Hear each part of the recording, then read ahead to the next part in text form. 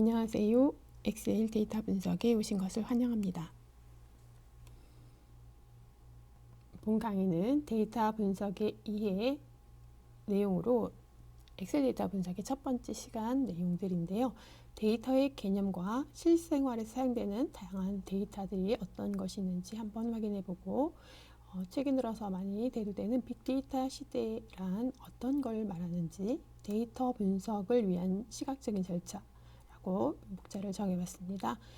데이터 분석이라고 하는 주제에 접할 때 가장 먼저 우리가 데이터란 어떤 것이고 어떤 절차를 통해서 이렇게 분석이라는 과정을 하는지 이런 이야기들을 함께 해보도록 하겠습니다. 첫 번째 데이터란 우리 많이 들어봤던 용어죠. 지금 보니까 옥스퍼드 대사전에서는 추론과 추정의 근거를 이루는 사실이라고 정의를 해놨습니다. 예, 우리도 데이터 그러면 좀 막연한 생각이 들기도 하고 또는 데이터라는 말을 들었을 때 명확하게 어떤 형태들이 떠오르기도 하고 해요. 그러나 용어적으로 말해봐 그러면 이게 말하기가 참 어렵긴 합니다.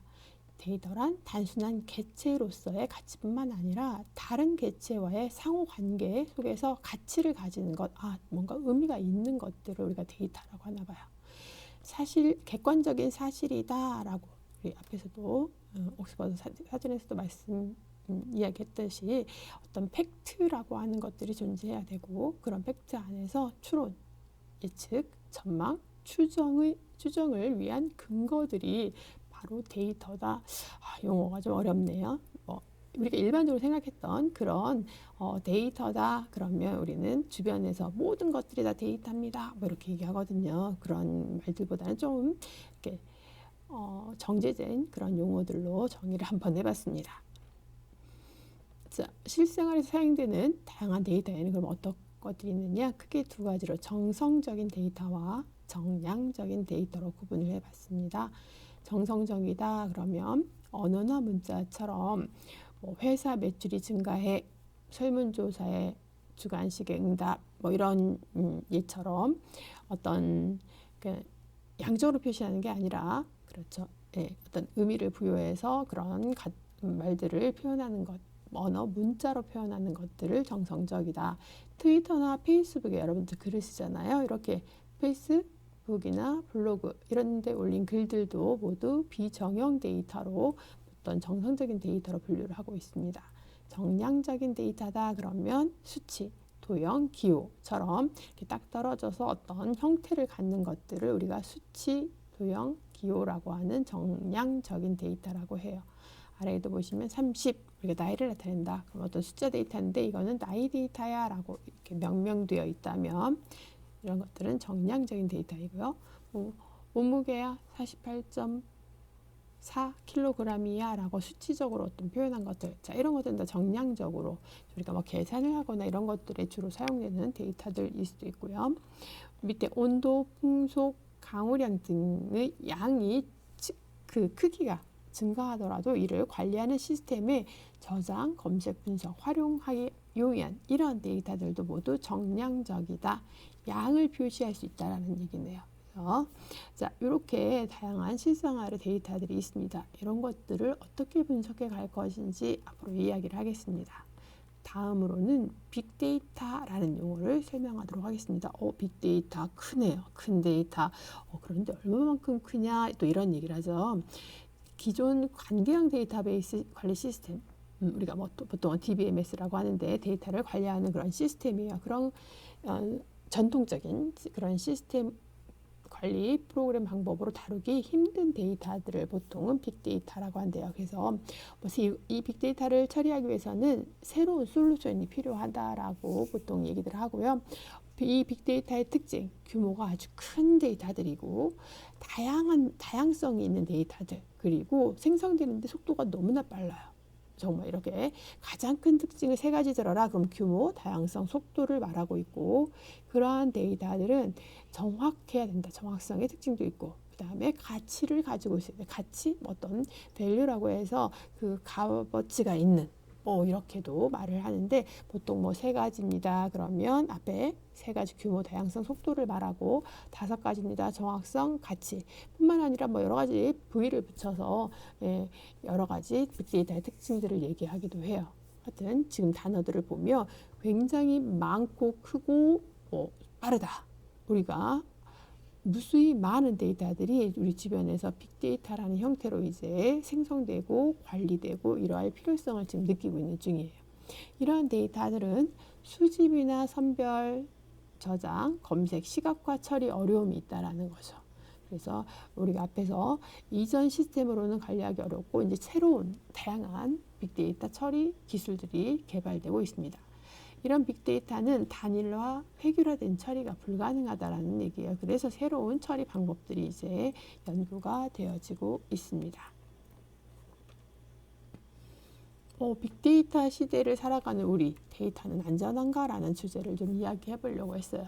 빅데이터 시대. 우리가 뭐 앞에 2가지 예는 빅데이터에서 우리한테 어떤 해를 주는 그런 예제들이고, 뭐 아래에 있는 2가지는 우리한테 뭔가 조금 더 안전한 느낌을 주는 단어들이에요. 보이스피싱, 우리가 피싱이라는 그 자체가 뭔가 다른 사람들 정보를 빼내가는 뭐 이러한 것들이기 때문에 안 좋은 예죠. 우리가 안전하지 않은 보이스피싱을 이용해서 뭐 사기를 당하신 분들이 굉장히 많기 때문에 뭐 이런 어떤 형태들은 안전하지 않다는 불안감을 주기도 하고, 해킹이다 그래도 우리는 약간 느낄 때 내 정보가 어딘가에서 해킹이 될지도 몰라 뭐 이런 것들. 그래서 데이터라고 하는 것들은 쌓여서 어떤 그 활용도를 높이기도 하지만 이거를 많이 데이터들을 모아놓았을 때 이것이 정말 안전한지에 대한 고민들 한번 해볼 필요가 있는 것 같아요.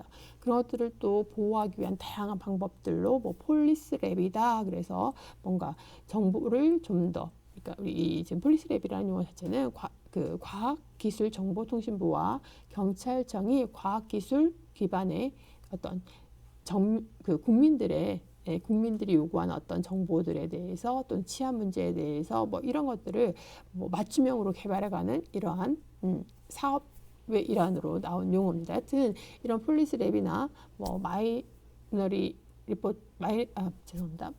마이너리티 리포트라고 해서 이거는 우리 그 영화에서 나왔던 그 영화 제목이기도 하고요. 뭐 여기서도 마찬가지로 미래의 어떤 그런 미래의 어떤 부정적인 것들을 어떤 이렇게 방어하기 위한 뭐 이런 내용으로 이제 영화에서도 구현되고 있는데, 우리가 이러한 방법들이 이제 우리가 이런 용어에서 보듯이 부정적인 것들도 있지만 긍정적으로 해결해 가려는 이런 것들. 그래서 우리가 막연한 불안감으로 데이터를 이렇게 데이터의 어떤 보호라든지 이런 것들, 그러니까 우리가 정보라고도 표현하는 이런 것들을 안전하지 않다고 불안감을 가질 필요도 없고, 어떻게 계속 변화되면서 생성되는 데이터들을 어떻게 잘 관리할 건, 즉 제일 중요한 거는 알아야 된다는 거죠. 그래서 그런 측면에서 우리는 빅데이터에 대해서 관심을 좀 갖고 여러분들도 좋은 거, 나쁜 거 이런 것들을 좀 체크해 가면서 안전하게 데이터를 활용하는 그런 시대를 살아야 할 것 같습니다. 데이터 분석을 위한 시각화라고 해서 이제 우리가 데이터다 그러면 이 앞에서 이야기한 것처럼 다양한 접근 방법들도 있겠지만 데이터 분석 및 처리 과정이 사실은 우리가 정말 알아야 되는 과정인 것 같아요. 어떤 문제점을 정의하는 5가지, 지금 데이터 분석 처리 과정을 5가지로 분류를 해놨는데, 문제 정의 및 목표 설정 가장 기본적으로 필요한 내용이고요. 그런 설정 하에 데이터를 획득, 뭐 수집이라고도 하고, 이렇게 데이터가 취합이 되면 이런 데이터를 이제 가공이라는 작업을 통해서 우리가 분석 가능한 또는 활용 가능한 이런 형태로 가공을 하죠. 그리고 가공된 데이터들을 분석해서 그 분석된 결과를 가지고 어떤 결과들을 새로 적용할 수 있도록 이렇게 분석해서 적용하는, 뭐 이제 분석해서 적용하는 이 과정 사이에는 어떤 모델링이라고 하는 모양이 만들어지기도 하죠. 그래서 그런 모델이 만들어지면 실생활에 적용해보는, 이러한 5단계로 일반적으로 데이터를 시각화를 하고 있습니다. 자, 그럼 첫 번째 단계에서는 도대체 어떻게 무엇을 조사할 것인가 이런 이야기들 하고 있죠. 그렇죠? 우리가 결과물로 어떤 이익을 낼 것인가. 실제 이 1단계에서 필요한 것은 우리 문제점이에요. 문제점을 찾아서 보완해야 발전을 하는 거잖아요. 데이터도 마찬가지예요. 그렇게 내가 어떤 이 문제를 해결하기 위해서 데이터들을 수집을 하고, 그죠? 그 수집된 데이터에 대해서 어떻게 해나갈 것인지는 차후 문제지만 문제점을 발견하지 않으면 그 데이터들의 활용도는 떨어지게 됩니다. 결과물로 어떤 이익을 낼 것인가, 그죠? 우리가 분석을 한다는 것은 그 문제점들이 찾아서 결과적으로 무언가 이익을 내기 위해서, 그죠? 그래서 어떤 이익을 낼 것인가도 고민해 봐야 하고, 1단계에서 필요한 것들은 어떤 데이터와 자원을 필요로 하는가, 일정 및 결과는 어떻게 되는가, 이런 예측들이 1단계에서 가장 기본적으로 필요한 질문들이 되겠네요. 두 번째 단계에서는 프로그램에서 사용할 데이터가 존재하는가.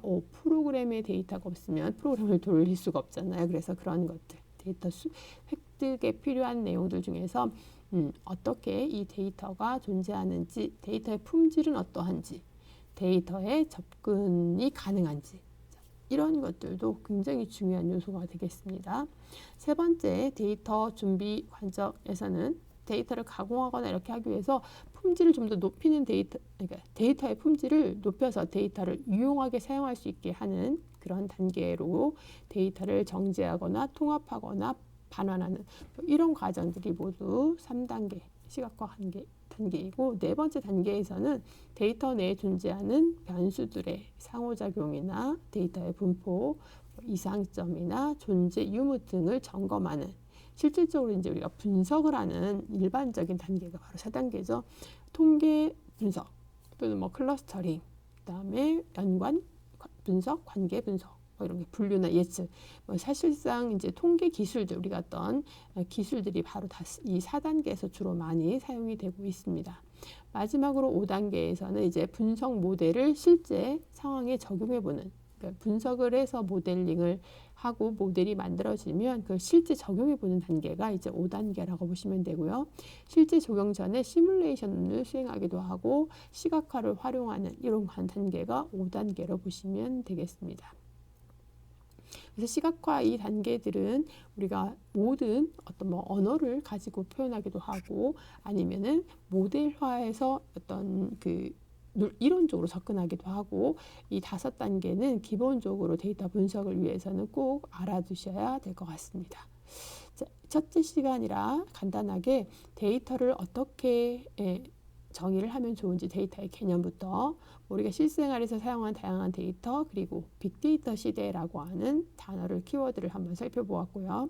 데이터 분석을 위한 시각화 절차는 어떤 과정을 처리하는지 5단계로 한번 나누어 보았습니다. 첫 시간의 내용들을 좀 가볍게 다루려고 했는데 좀 더 무거운 주제가 된 것 같기도 하네요. 자, 여하튼 앞으로 남은 시간 동안 엑셀을 가지고 어떻게 데이터 분석을 할 건지 함께 쭉 따라가 보도록 하겠습니다. 오늘 강의는 여기까지 마치도록 하겠습니다. 수고하셨습니다.